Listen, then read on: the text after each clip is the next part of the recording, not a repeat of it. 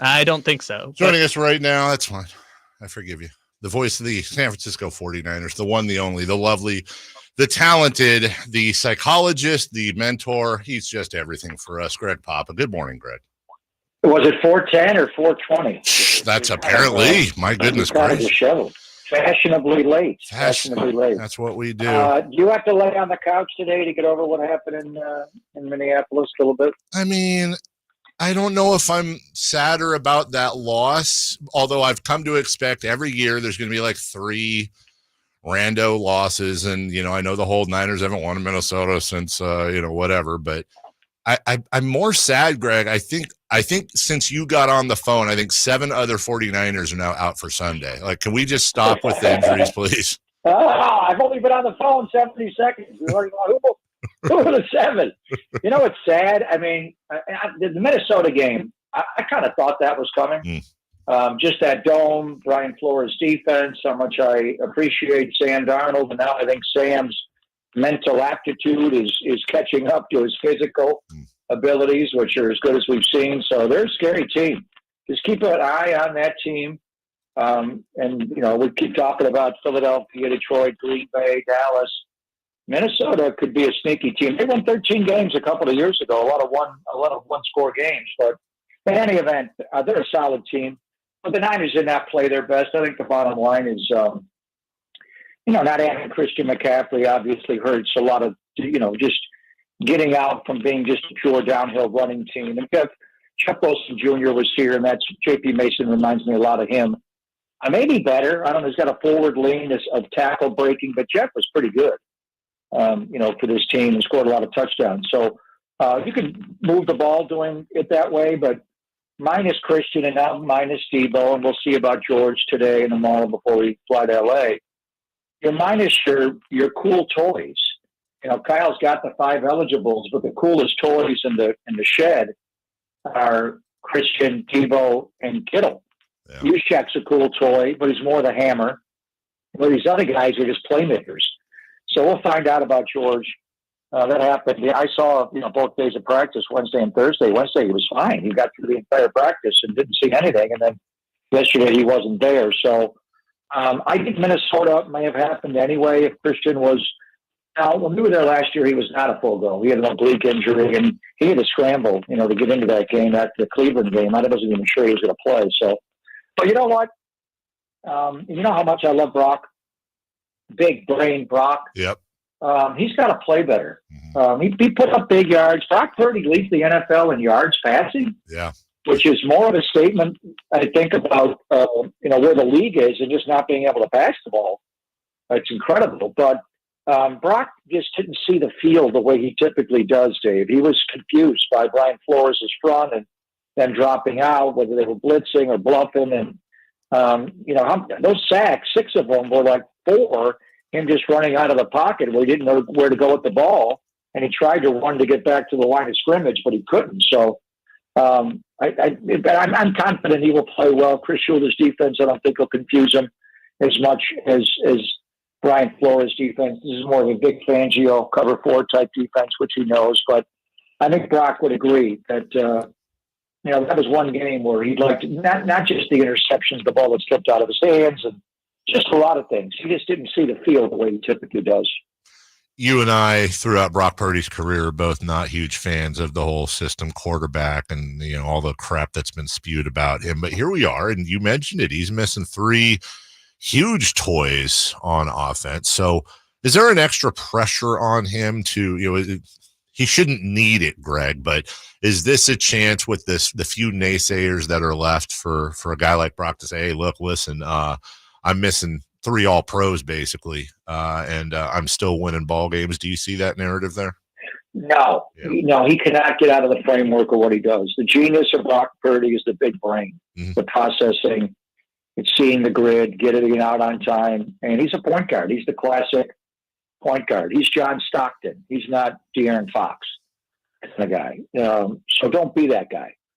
Now, that still means make a play. The NFC Championship game, he had a pair of 21-yard runs, Dave, and a 10-yard run that were huge. And if he doesn't make those plays, the Niners don't complete that comeback and go to the Super Bowl. So he's capable. He's got the legs. He's got the arm. but mainly he's got the brain, the ability to process. So just get it out and then let them yak. And I think Brandon Ayuk is clearly, I thought going into the first game he would be rusty. You could just see it, the disconnect, tracking the ball in the air. I thought he was fine going into the Minnesota game and nearly 100%, if not fully 100. They just didn't look for him as much. There was one play in particular that's kind of bugged me all week is before the 4th and 2 on the goal line, the Juwan Jennings that got chipped by Van Ginkel and swatted away by Harrison Smith.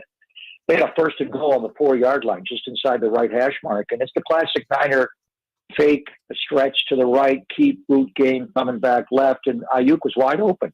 He was open for a while. It just took a long time to get him the ball. And then Ayuk just runs out of bounds. Like, where are you going? Don't go out of bounds. Come back to the ball. Come back in the purple end zone. Don't go out of bounds.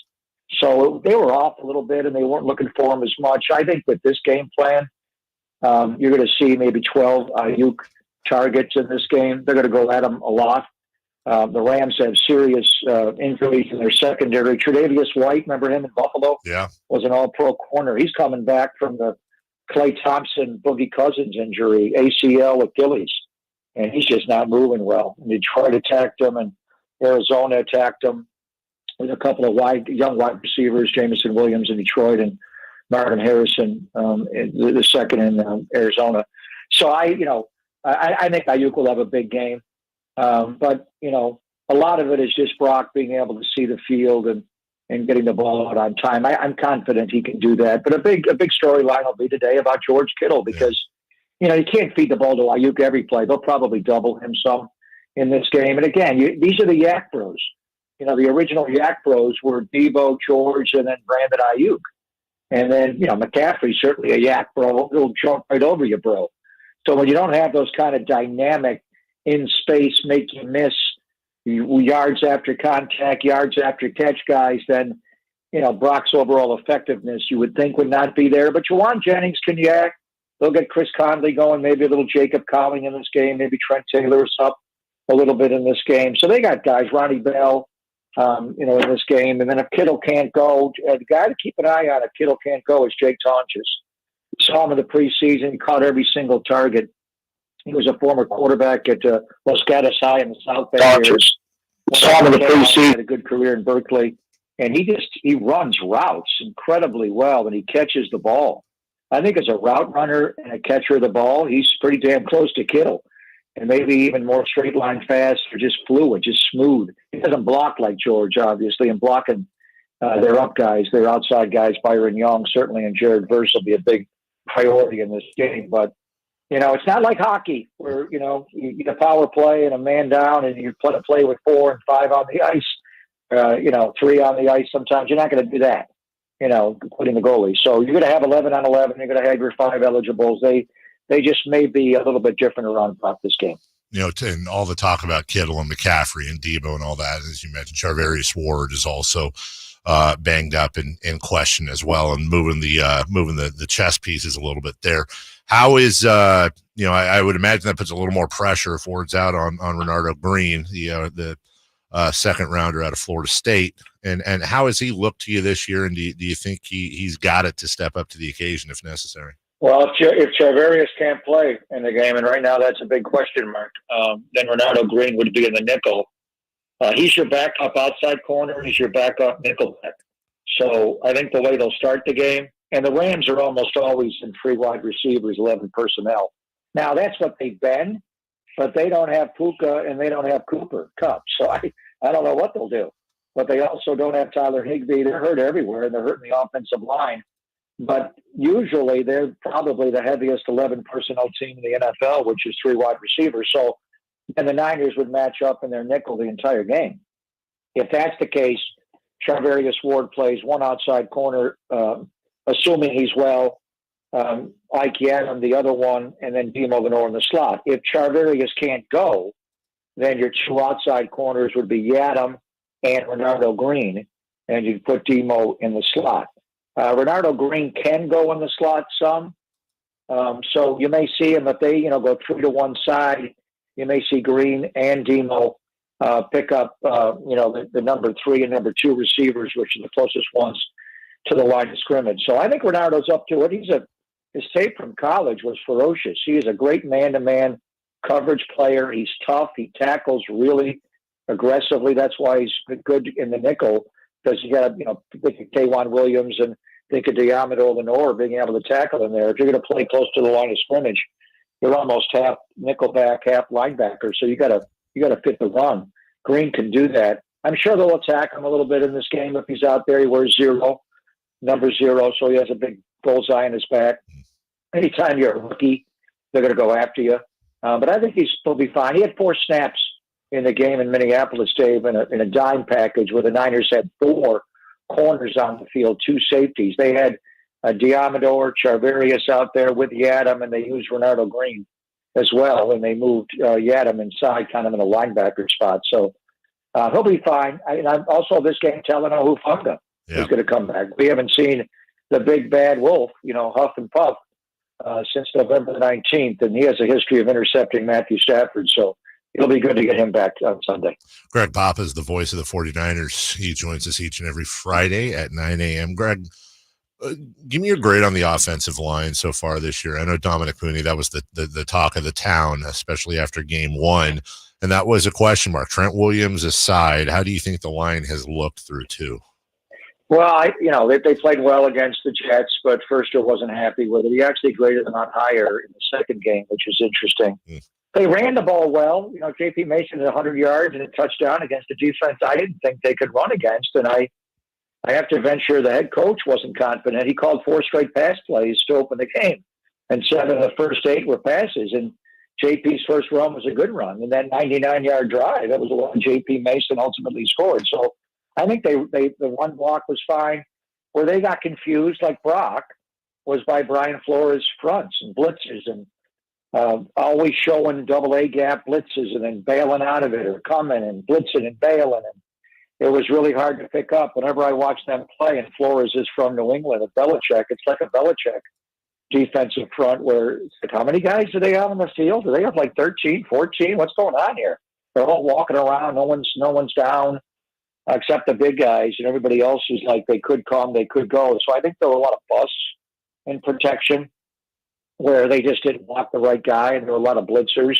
And they have 2 or 3 guys, Metellus, Van Ginkel, those 2 guys in particular, that you don't know who they are. Are they up? Are they down? Are they dropping? Are they safeties? Are they linebackers? Are they fitting the front? They have like 3 of those guys where you're like, what's he doing on this play? I can't figure it out. And then Blake Cashman, their middle linebacker, was everywhere. So he played a great game. The Rams don't have those kind of off-the-ball linebackers like Blake Cashman. They traded, curiously, Ernest Jones away to Rand Carthon in Tennessee. So they got to play a couple of guys that the Niners do attack, in particular one being Troy Reader, number 51. So watch when he's on the field as far as making him cover. But as far as the sacks, again, it goes back to Brock. I think it was, how many was it, Dave, do you think was Brock hitting his back foot, just not being decisive to pull the trigger, hold the ball, run out of the pocket, and try to get back to the line of scrimmage and not make it?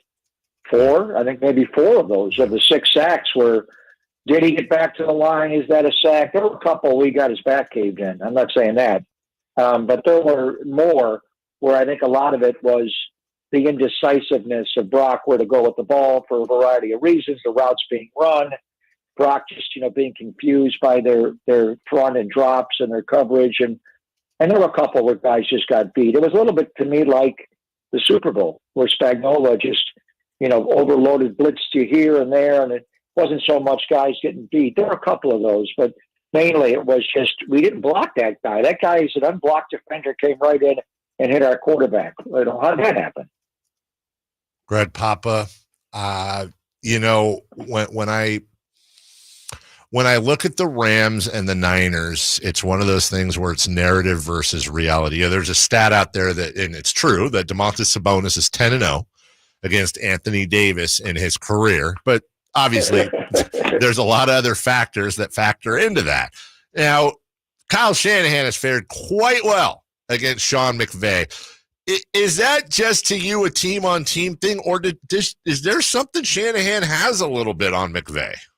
Well, it started out the other way, Mhm. where it was an assault in the Rams. When they had Todd Gurley and Andrew Whitworth and Roger Saffold and John Sullivan on the left side of that line and Jared Goff and, Robert Woods back then. And they just trucked the Niners. Yeah. It was brutal the first couple of years. Kyle had won 9 in a row against them in the regular season going into last year's regular season finale. And we didn't play their guys. They didn't play Stafford. They played Wentz. But before that, since I've been doing the games, that's the only time the Niners ever lost to the LA Rams in the regular season. Now, we did lose a championship game to them. And even Aaron Donald. Do you know what Aaron Donald's career is against the 49ers? He's 5-13. Wow. In his career. And I think, 4 of those came the first 2 years. So, and I think the reason why is the Niners built their teams to be big and strong badasses, and we're going to dominate you on the O-line. We're going to run the ball down your throat, and we're going to get a big defensive line. Once they got Bosa, it all changed. Then you had the, Armstead and Buckner and big guys inside, and now it's the Gravedigger and Malik Collins, and we'll see if Leonard Floyd can hold up. Gross Matos will probably play a lot in this game. But, hey, I think that the Niners just trampled them. They just ran all over them. And the Rams got punked, and they thought, we got to change. So they don't run the ball the way they did with Gurley in the outside zone. They run the ball more like and the Niners are multiple. It's outside zone. It's inside zone. They do everything. But with Kyron Williams here now as the running back, he's such a good power runner where they pull guards and they have big guys. Now, their offensive line is decimated by injury, so we may not see their full effectiveness in this game, but that's what they're trying to do, is to, get big and strong. And so I think they got tired of just being, just having the ball rammed down their throat for, 4.5, 5 years in a row. And they stopped it. So they tried to stop it. So we'll see. I think that's the story of this game, Dave. Ayuk and everybody around Brock being hurt. Can they tackle J.P. Mason in this game? Can they wrap him up and get him on the ground? Other teams, if you go back and watch the Arizona game, I don't know if you saw, that was 41-10. James Conner, the Terminator, just ran all over them, breaking tackles, sledgehammering it, going through their defensive line. They don't have Aaron Donald anymore. They got a bunch of young guys, and we'll see. But I think first and foremost, the reason why the Niners have dominated the Rams and Sean McVay the last 5 years, with the exception of the throwaway game last year, Dave, is the Rams are getting trucked in the run game. Now, without all these toys, McCaffrey and, Debo's half running back, but he's a wide receiver. We'll see about Kittle. Don't you think Chris Shula and Sean McVay are going to play like 8, 9 guys up on the line and try to do what Brian Flores did and just slam the run game? Yeah, I think, honestly, when I look at the Rams, you mentioned no Cooper, no Puka, no Koopa. A small O-line guys are out. But, Grant, are we also – because the Rams were kind of hyped before the season started, and I get it. We're 2 games in. I guess we'll finish with this. You saw probably every snap he ever played, just because I think you've seen every snap since God knows when. Are we underplaying, or was it underplayed, the loss of Aaron Donald? He's damn good. I mean, there's no doubt. Part of me thinks he was a little overrated. Okay. I think that guy, he was the kind of guy like Daniel Brunskill would, he could kind of take him where he wanted to go a little bit. He doesn't play as hard as Bosa. If you run away from him, he won't chase it down from the backside. Now, all that being said, he's a game wrecker. If you double teamed him, like Tim Ryan says, he's the best splitter of all time. He just splits the double team.